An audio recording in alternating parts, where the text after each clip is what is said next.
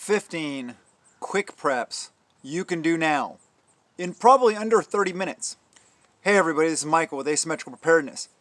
Time is always a big concern, right? There's only so much of it in a day, and we're busy.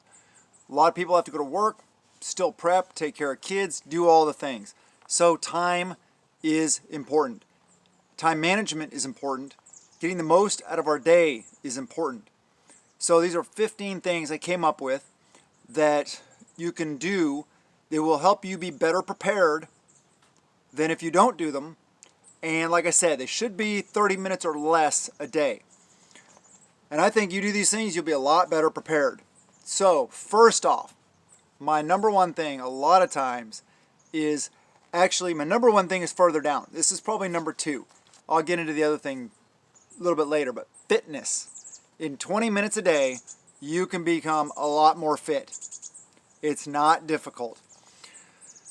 20 minutes a day, yeah, say 5, start off 4 days a week, 5 days a week, 6 days a week. Take a day off, though, as a break. Honor the Sabbath, please. Body weight, functional, very important. Some of my favorites: farmer's carry, push-ups, squats, pull-ups, curls, dips, calf raises, and lunges. Those 8 exercises will hit the majority, almost everything, almost all your body parts. And all but curls are body weight. Well, farmer's carry also. Farmer's carry is when you grab, like, say, 2 buckets. Grab, you can't really see, but, 5-gallon bucket of rice, beans, whatever it may be. Hold them out to your side, or just hold them and walk around. What I try to do is adding a little extra information here. I know it's not really what the video is about, but added difficulty is I shrug while I'm doing it. And I try to pull them out as far to the side as possible, engaging more of the shoulders. So that's a good exercise. I love farmer's carry. And curls, where you just do this, biceps, all the guys love them. Yeah, big biceps. They never think about the dip part, though, the triceps. Triceps are a much bigger part of the muscle, or the arm, and if you really want big arms, make sure you do triceps, meaning dips, overhead extensions, kickbacks, something. Anyway, not really going into fitness. This isn't about fitness. But before I get into the other topics, before I forget, can you please, if you like the channel, like the content, please subscribe. Please hit that thumbs up, comment below, share the videos, and join us on Patreon. Links in the description below. We're doing great stuff over there. Team AP is rocking over there. So let's get on with the video, though. Back to the important stuff. You can, we did a video fairly recently about assessing your security vulnerabilities, vulnerability assessments. And then we did follow-on Patreon videos about what to do to mitigate the vulnerabilities you did find. But performing security checks around your house, your apartment, your property, whatever it is, even neighborhood, you can do that in 20, 30 minutes, maybe in 15 minutes. Walk around, just check all the simple things. Make sure your door's locked, make sure your windows are locked, barred, whatever. Perform security checks. That's a quick and easy one. Build tribe. It doesn't take that much time. Put time into that every day. Talk to somebody face to face about prepping. Meet them on their level. Talk to people in the grocery store. That's a great place to do it. Nowadays, all the increased prices, make a comment just loud enough so somebody else can hear it. Oh wow, prices really going up, or man, there's shortages in this too. Yeah, but meet them at their level. Don't talk to some just average American that isn't necessarily, that you might be able to get into preparedness. Don't necessarily, if you're talking about a full-on prepper, okay, you can go different places of the conversation. Don't go Illuminati, New World Order, all that stuff like that on somebody right off the bat. Take it easy, common sense approach. Talk about lockdowns, talk about, the craziness that happened around toilet paper and stuff like that. There's a lot you can talk to, common sense, that everybody with a brain should understand is a good reason to prepare a little bit. And then see where it goes from there. Start learning a new skill, or spend a half hour practicing a new skill, learning about it more, or perfecting a skill. In 30 minutes a day, over the course of a couple months, you could probably be pretty adept at learning a new skill, depending on how in depth it is, stuff like that. But yes, start learning a new skill. Next one, practice defensive tool manipulations. Those things, like how to swap out those seed carriers, how to deal with things that go wrong with it, how to move with it, how to properly utilize it. A lot of things. Yeah, okay, next thing, very important. To me, it's one of the most important things next to God, the most important thing. Family. Spend time building those familial relationships, strengthening your family. You could also use the word tribe or neighborhood, whatever it may be, whatever your dynamic is, build those relationships, strengthen those relationships, make them rock solid, and put forth the time and the effort to become really close, especially within your immediate family. Very important. Make sure you make time for that. Here's one my wife came up with. So that little cell phone that I'm talking to sideways right now has all this information in it. People's names, their numbers, their addresses, all this stuff like that. But do you have a hard copy of it? Do you have a paper copy of it? Spend 15, 20 minutes, 30 minutes, write it all down on a piece of paper. So if that thing goes down, you have a hard copy. Maybe you have an old school or a simple flip phone in a Faraday cage. Or maybe landlines still work. Or maybe it's just the address portion of the contact information that's important. But have a paper copy, have a hard copy.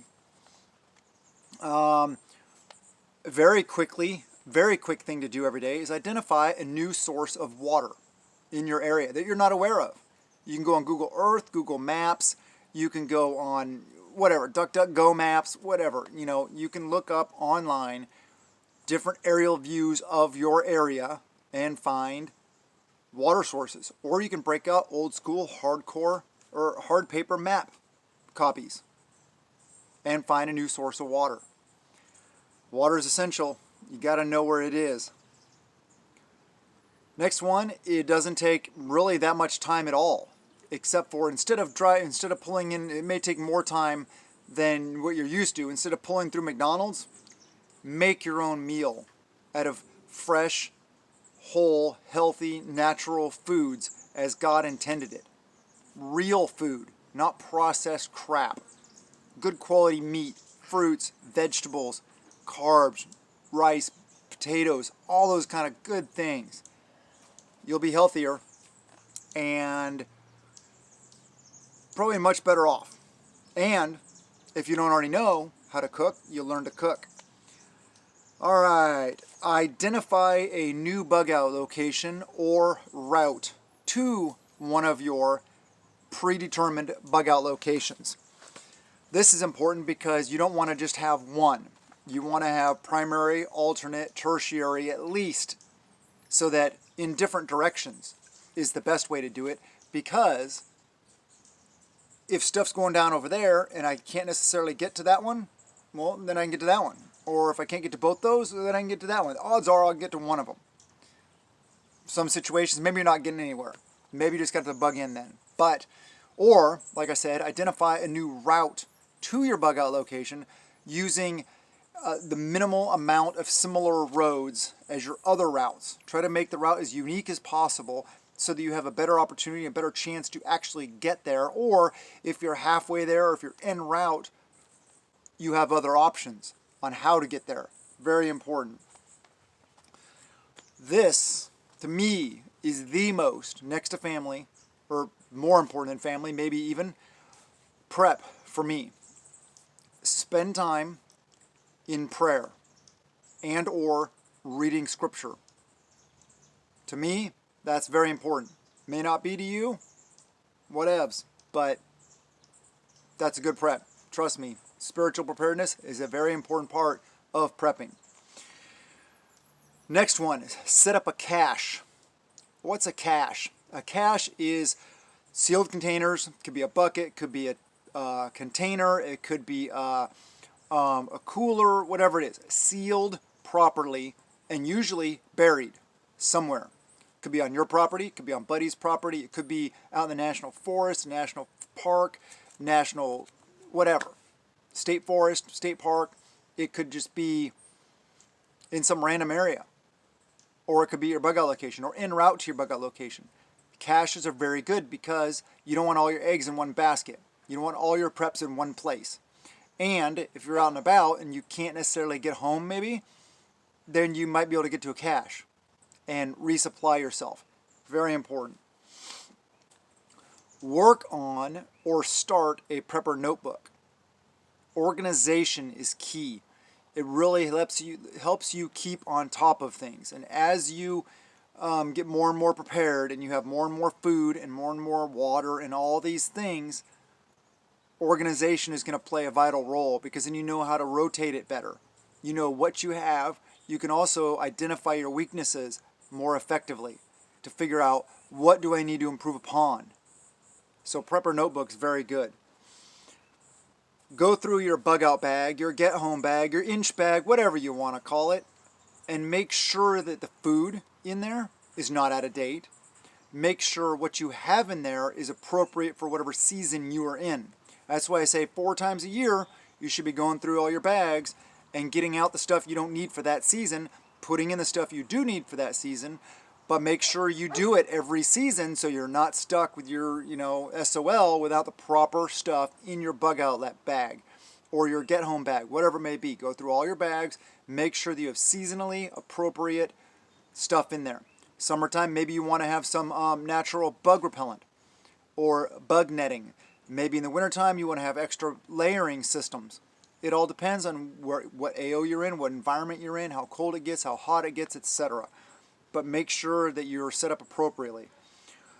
Next one, last one, number 15, and these weren't in any order, as you can tell.